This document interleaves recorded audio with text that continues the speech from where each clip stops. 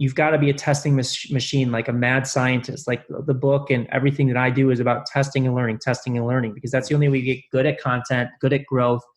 And in order to stay on top of social media and digital platforms, you have to be constantly learning because it's constantly evolving. Are you a corporate escapee and wasting valuable time attempting to figure challenges out on your own? Well, this podcast is for you. We bring you firsthand experiences of guests going through many of the struggles you face each and every day. We get real with no corporate BS. And now, over to your host, Paul Higgins. Hello and welcome to Corporate Escapees. Our guest today is someone who worked with some of the biggest media brands and celebrities in the world on digital. He created several successful startups, and he recently published 1 Million Followers, an amazing book about his journey of creating 1 million Facebook followers. What you'll get in this episode is the 3 essentials to building your followers. This is an absolute masterclass and a must listen. So what I'll do now is hand you over to Brendan Kane.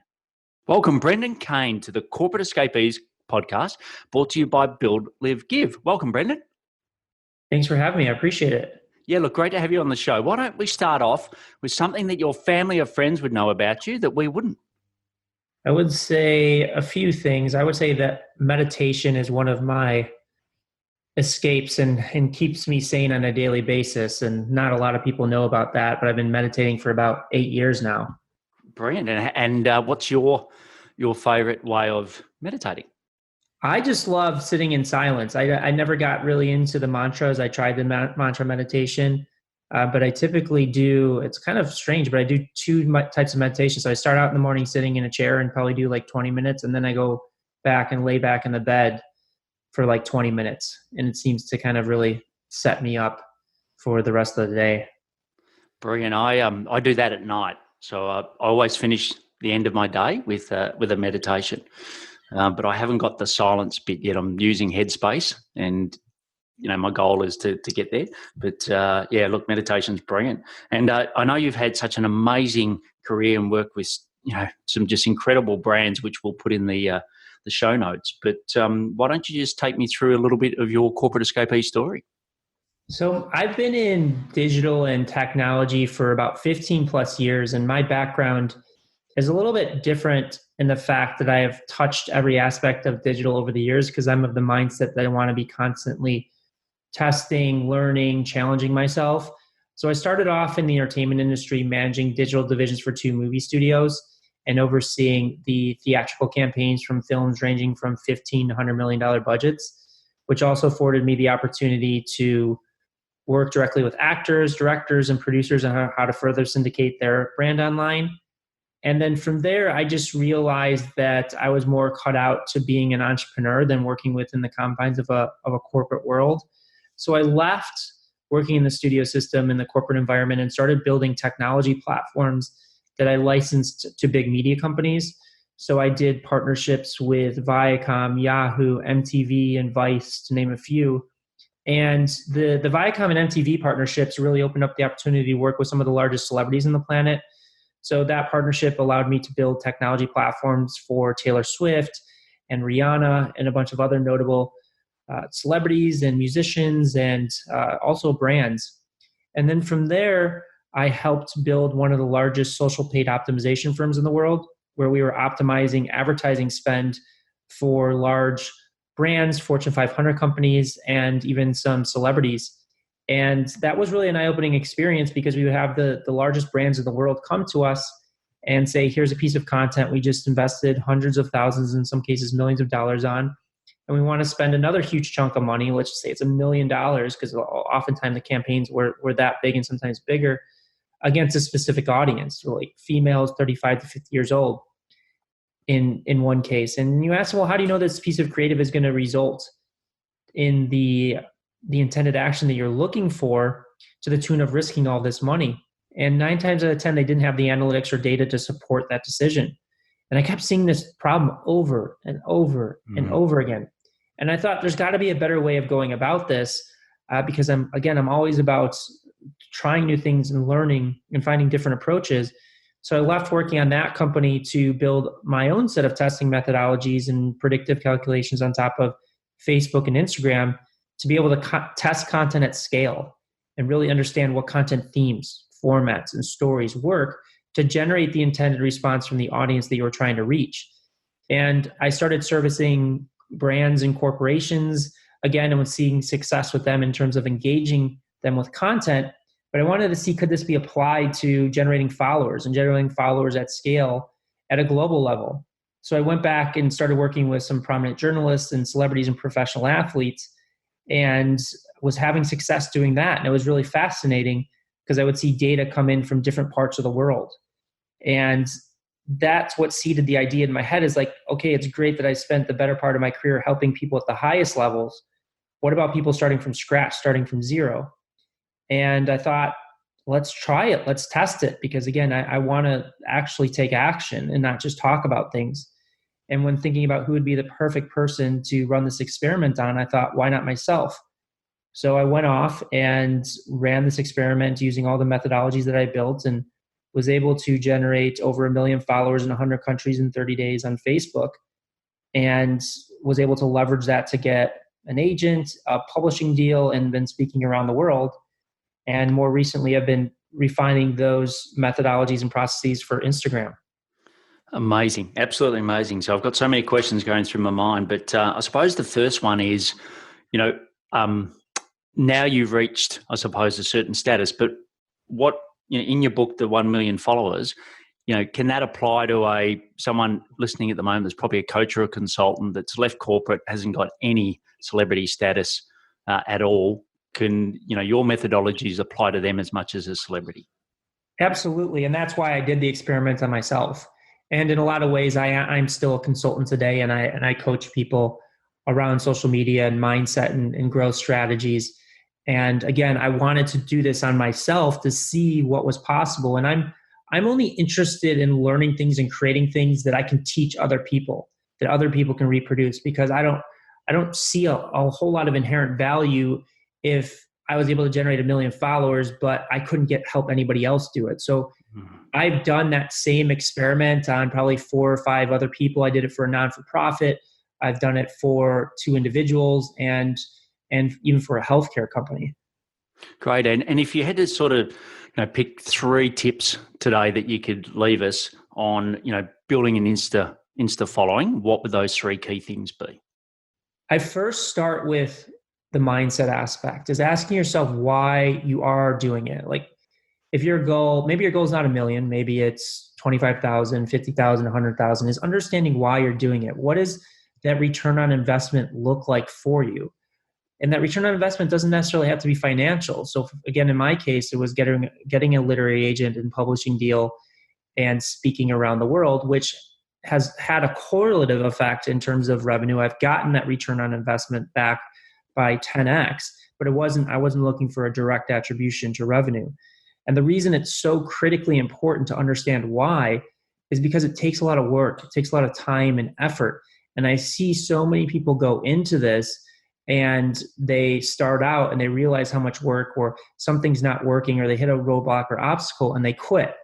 Versus when you have this guiding light of what the end goal looks like in your mind, it really fuels that motivation to keep going and keep going. Which plays into the second aspect of it, is testing. Like, you've got to be a testing machine, like a mad scientist. Like, the book and everything that I do is about testing and learning, because that's the only way you get good at content, good at growth. And in order to stay on top of social media and digital platforms, you have to be constantly learning, because it's constantly evolving. So we use a testing methodology and a testing approach to make sure that we are constantly learning and understanding how to generate the highest level of growth and engagement. And then I would say the third step is, when you're just starting out, is really understand that you're better served not trying to create traffic from scratch, but go where the traffic is. And just to give you a quick analogy of what that means, is like, when you think about YouTube and how YouTube was sold for, I think, $1.6 billion in less than 2 years, they created the first embeddable video player that could be embedded on MySpace profiles. And this was before MySpace had a video player. So people would embed a YouTube player. Their friends would see it. They would click the YouTube logo and say, I want a video on my player. So basically YouTube funneled all of MySpace's traffic to build their audience. It's the same in this case. Even when you're a consultant or a coach, is where is your traffic currently? Who is currently talking to your audience? What channels, what blogs, what websites, what Instagram accounts? And how do you get in front of those audiences? How do you get them to post your content so you can drive that traffic back to your account? Fantastic. And, through your journey, who sort of helped you? Who supported you? Who have you lent on for help? Yeah, it's evolved over the years. So I've had several different business advisors over the years that have been helpful in terms of, especially at a young age, when I started creating technology, I had definitely an issue with patience, because at a young age, you want everything to happen so fast. So I had some business advisors that could really steer me along that way. And when the deals started to get really big, they could advise on deal structure. My father's an attorney, so oftentimes I would get a lot of legal counsel and free legal counsel, which is extremely helpful when you're doing big deals, because the back and forth in contracts is just insane. Mm-hmm. So I've been lucky in that I've had some great support business advisors over the years that could steer me in the right direction. Great. And I know that you've done some mentoring. I don't know if you still are with Techstars, but what are some of the attributes and competencies that you see in people that have been successful in Techstars? Well, I would say, and it goes back to one of the things to being successful in social media and growing Instagram accounts. It's really, at the end of the day, it's a mindset thing. Is you've got to go into something and be like, I am going to make this work. I'm going to make this successful. And the end result may not look exactly as I envisioned it when I first started out, but I am going to constantly test. I'm going to constantly learn. And no matter how many times I fail and it takes me to figure out the way to work, I'm just going to keep plugging away and keep doing it. And from my experience of knowing people in the tech space, I've got 3 friends that generated or created $1 billion valued companies in the past 5 years. That's really the mindset that they've embraced, is we are going to test and learn and rapidly iterate until we find the right answers. And then when we find the right answers, we scale. Great. And, you talked a lot about celebrities, and I know at a very early age, I was fortunate to work with some of the best tennis players in the world right in their zone. So, before the Australian Open final, there'd be 3 people in the locker room. There'd be 4. There'd be the 2 players, an attendant, and myself. I was very fortunate. I learned that they were just normal people for me back then. But for you, you've dealt with so many celebrities. What's your inner worldview of some of our biggest celebrities on the planet? In what way, in what respect would you say? Yeah, well, when you've got the persona, so whoever it is, we don't need to name names, but you've got their outer persona. Like, is it the same as they are when you meet them one-on-one? Like, you will always hear about the divas and the... It depends. Like, some people are exactly who you envision them to be. Some people turn out to be completely different. They're human beings like the rest of us. And as you've experienced and everybody's experienced, like, certain people will show a facade in public around friends, and then when they get home, they're completely different people. So I wouldn't say that there's like an overarching trend amongst celebrities. I will say that some celebrities, when you get to that highest level and you have people around you that are constantly saying yes, that sometimes their ego can get inflated or their perception of reality can get shifted. And I don't fault them for it. I mean, because that's a crazy lifestyle to live.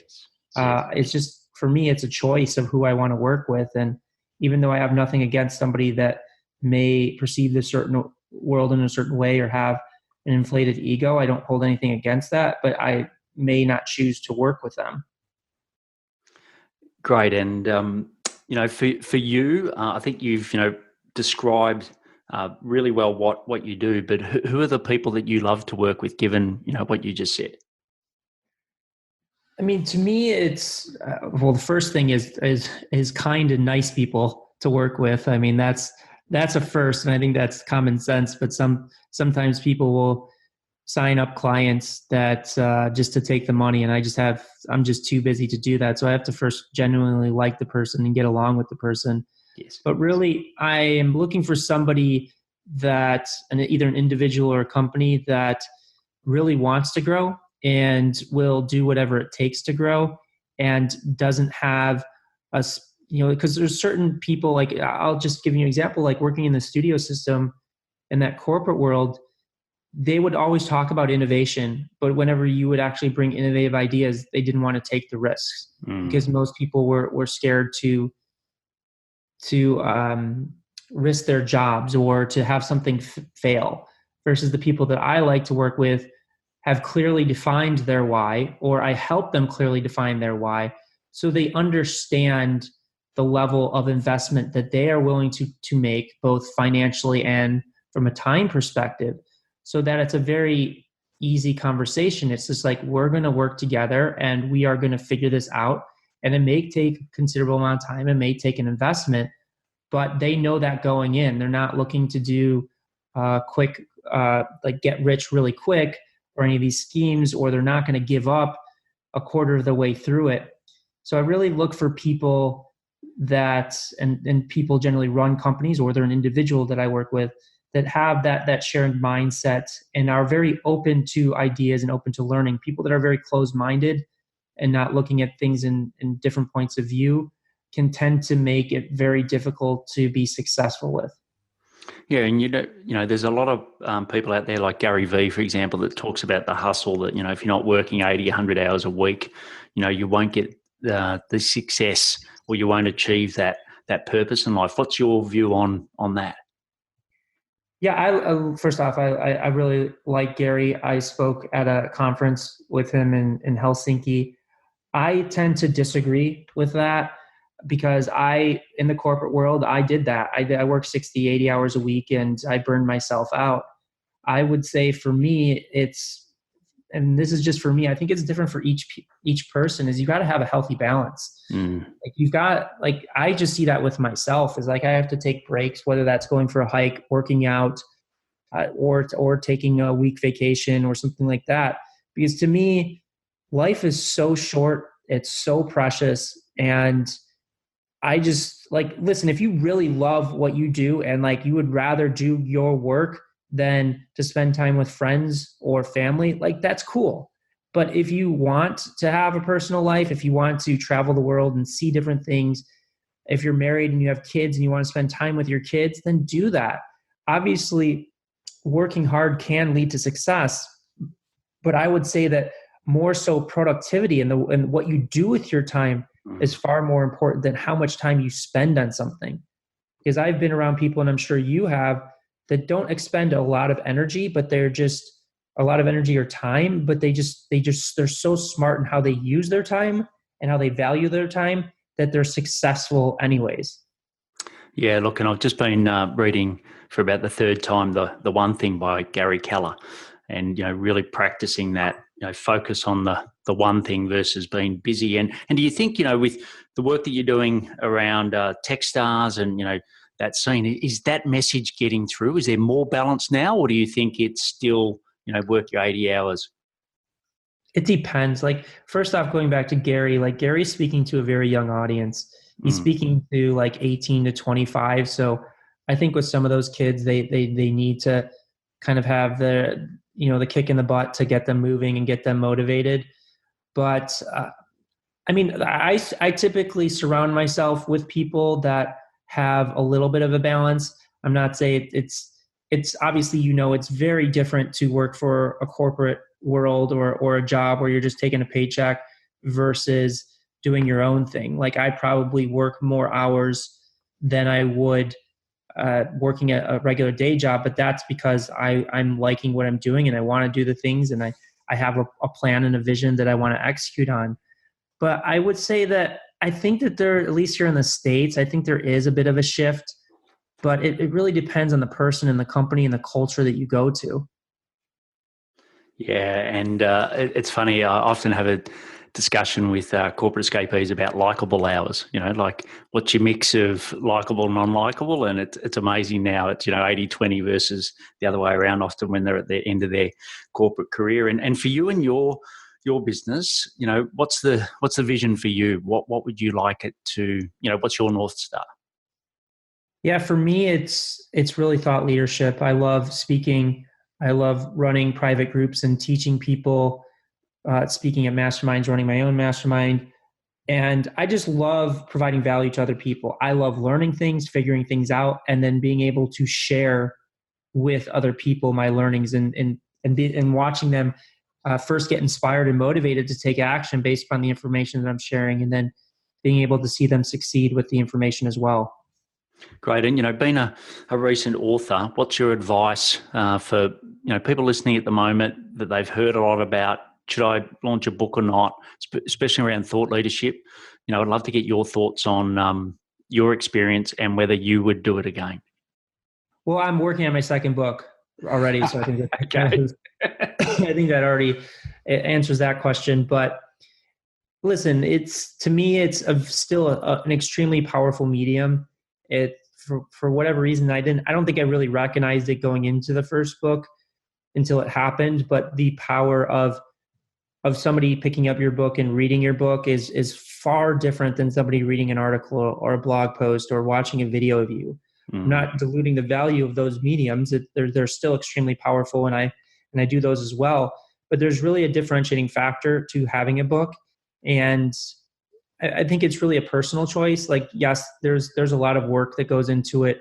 I think that there's a misunderstanding of publishers and the value that publishers provide and the work that actually goes in from the author's perspective to make a book successful. But I think it's a very powerful medium if you obviously provide quality content. That's what it comes down to with anything you do, whether it's a video, a blog post, or a book. Do you have something of value to say? And if you have something of value to say, no matter whether it's a book, a blog post, a video, an image, if it's valuable and it captures people's attention, it's going to help you grow your brand. Great. And the people that support you, what's the team behind you? Yeah, so the team right now is pretty big. So I have a full-time writer that helps me with the book and other material that we create. I've got a creative director that's helping me with the analytics and data side of content. And we're investing heavily in social content and just really figuring out how to generate content at the highest level that generates significant growth, engagement, virality. And then we have some contractor designers and editors. I've got a contract designer.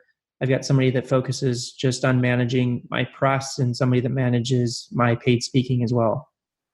Great. And what are some key tips on picking great staff, great people to help you get to your purpose? To me, it's really testing. Again, it goes back to testing. And first, identifying people that you feel like you want to be around and you want to work with, because oftentimes you can spend more time communicating with them and dealing with them than your own friends and family. But then also don't go so far down a path until they've proven themselves. So I've hired a lot of contractors from Upwork and other places, and I'm just a firm believer in giving them small projects to test and learn. And I generally let them define the success metric of that test, as long as it matches up with what I want to see, so that you can give them a benchmark that they feel like they can hit. And it tells you a lot about an individual, whether they can come back with the completed project or test in the time frame, on time, and in the quality that you expect.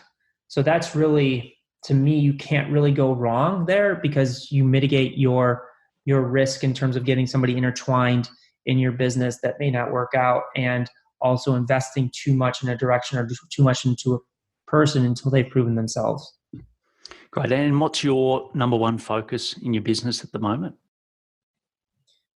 So it's twofold. It's paid speaking and teaching, and then really content is just, we're investing a lot of time and resources and just figuring out the best way to package content for social platforms.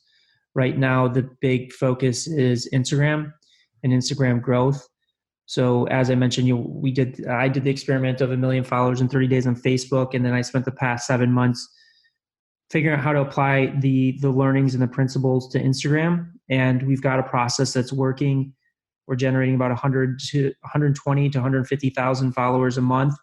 We'll be at 1 million followers in probably 4 or 5 months. So that's the number one goal in creating content that can serve that audience. And now we're at the beginning research phase of YouTube and planning out a YouTube strategy as well.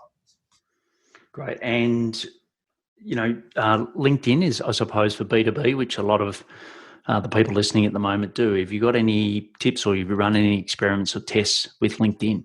I love LinkedIn. I mean, I've closed probably $20 million plus deals on LinkedIn. And I first started out just really honing in on cold outreach and cold messaging. And I think one of the baffling things to me is how poor people are at that. Yes. It's like, I think all of us can agree that we hate people that cold call us. We hate telemarketers. Yet people forget the fact when they're crafting their cold outreach emails on LinkedIn, they all of a sudden turn into a telemarketer or somebody that's cold outreaching in the same way that people are calling their phones at evening when they're trying to spend their family.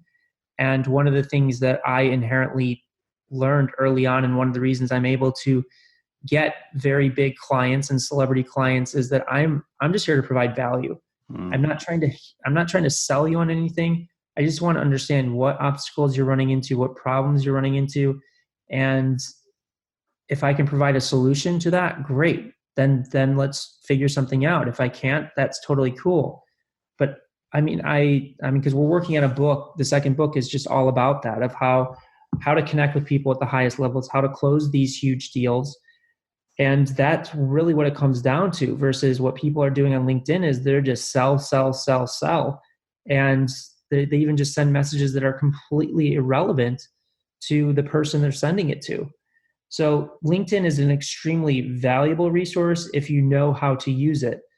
Now, when you look at it from a social perspective, we're running a lot of tests and pushing content out there to build a strong connection and social audience on LinkedIn as well. And we're seeing early success with that. And I think it's still at its earliest stages. So I think there's still an opportunity before it gets too competitive. Yeah, look, I completely agree with you. I just look at people's outbound and I say, would you delete that? And they're like, yeah, it's dead obvious. Let's change that. What about posting? Just quickly on LinkedIn posts, what are you seeing working really well? I've heard someone say that using a celebrity as a story is working well. There's obviously native video. What do you think's working well for posting on LinkedIn? Well, it's interesting. So we don't create any content specifically for LinkedIn because we're investing so heavily in content for Instagram, but we see a direct correlation between successful content in Instagram to LinkedIn. It's a lot of the same principles. The first principle is the first 3 seconds are super critical because these platforms typically register a view at 3 seconds, and their algorithms are really measuring the watch time, like how much time are they spending on your videos, because they want to keep people on their platforms longer. So the videos that can really bring you in that first 3 seconds, capture your attention, and earn the right to capture your attention for 10 more seconds, for 30 more seconds, and just keep building that up, are the videos that perform the best. And that can be anything. Sure, it could be a celebrity. It could just be you speaking on camera, or it could be a stock video of you putting text over videos or music or whatever it may be. It's really, at the end of the day, it's what can you do to get people to watch your videos for longer? And we typically see that the videos that you get people to watch for longer are the ones that ultimately are successful. Brilliant. Excellent. Well, look, before we go into the next section, which is very topical because of LinkedIn, I'd just like to mention, my posts. So I do post daily. I give really actionable content for corporate escapees. So I'd love for you to search for me. So search for Build, Live, Give on LinkedIn, and let me know that you heard this great interview with Brendan and I, because I only accept people that reach out to me with a personal note. So, I'd love to get your feedback on the show and also the fact of adding valuable content for you. So the next section is the live section. So Brendan, you've got a very full life. You've got some amazing opportunities. What are some things that help you be successful? Some habits, I should say, help you be successful. I think one of the biggest things is being present in the moment. Is oftentimes I will be thinking too far in advance instead of just focusing on what I can do today and taking it one step at a time or one task at a time. And one of the ways, or a few of the ways that I do that is first through meditation helps. Secondarily is I create a task list every day and make sure that I have a clear idea of what I need to accomplish. And if something pops up, I just write it on that task list, and I try not to get distracted as much as possible. And then really keeping a structured time in terms of my calendar is like, if anybody wants to work with me or schedule a call with me, like it has to be on my calendar because my schedule is pretty stacked up. So I need to keep myself organized to keep myself on track. Excellent. And the next section's the give section. So what's a community or cause that you're passionate about and why? I started advising a company that is all about transforming the world and solving some of the world's greatest problems around sustainability, around the environment, plastic pollution being one of them, saving the Arctic to be another. So we're focusing really heavily on how can we effectively communicate to people through content that inspires them to take action instead of turning people off. Because I see one of the issues with people that are trying to save the environment is that they typically really preach and talk down to people. They try and use fear tactics, or they try and make people feel guilty when we're all about how do you inspire people to take action. So that's one of the things that I spend a great deal of time on today. Brilliant. Well, the last section's the action section, where I'll just ask you some questions and get some rapid fire responses. So what are your top 3 productivity tips? Well, I think I covered some of them already. Is like writing down the list and writing it down on a piece of paper. I don't know what it is about actually handwriting something, but handwriting a list and being able to check things off on it has really a positive impact with me from a subconscious level with success, momentum, and moving forward. That's one. Another great one is I use, and there's several of them out there. I use a company called You Can Book Me for scheduling calls with me so that I don't have to go back and forth with people on time. I just send them my link with my availabilities, and they can just book the time that works for them. And that saves a lot of headache and a lot of back and forth. And I would say the third one, again, is going back to the calendar. And I use my phone calendar for everything because it's just super easy to keep myself structured and know where I need to be, what I need to do, and what I need to accomplish. Great. So you've mentioned You Can Book Me and your phone calendar, but what are some other apps or software that you use to run this great business? Well, a lot of ideation I actually do on the Notes app, which is not, it's stock on iPhone. So I'm always constantly jotting down notes. Like as I mentioned, we're working on a second book. So whenever new ideas pop up, we use that. It's not necessarily, they do have an iPhone app, but we don't use it. But a lot of times we will, for the book or for other content, will record audio of an interview, or we'll record audio of me speaking into the phone just so I can get it down. And then we'll upload it to a company called rev.com to transcribe it. And there's a bunch of other transcription services out there, but it just makes things a lot easier. Excellent. And podcasts. I know you love your podcasts. What are some of your favorite podcasts? I would say my favorite one's probably Joe Rogan, and also listen to Tim Ferriss. I would say those are probably the 2 favorite ones that I have right now. Excellent. And, you've talked about your vision and your North Star, but, what's the impact that you want to leave on the world? I would say, and it's kind of the premise of the book, is I feel like there's so many people out there in the world that have the ability to transform it and just don't know how to get their message out there and get their message heard. And I want to just share as much information as possible, help them with strategies so that they can get their content, their voice, whatever it is, their product or service out there so it can have a meaningful impact in the world. Brilliant. And look, you can find out more about Brendan and his great work. You can go to the 1millionfollowers.com. We'll have the links to that great book and everything else that Brendan's mentioned in the show notes. So, Brendan, I really appreciate you coming on the show today. You've given us so much value. I think, you're doing amazing things, and look forward to following your success and, helping people like a lot of people listening today transform the world. My pleasure. Thank you so much for having me. I appreciate it.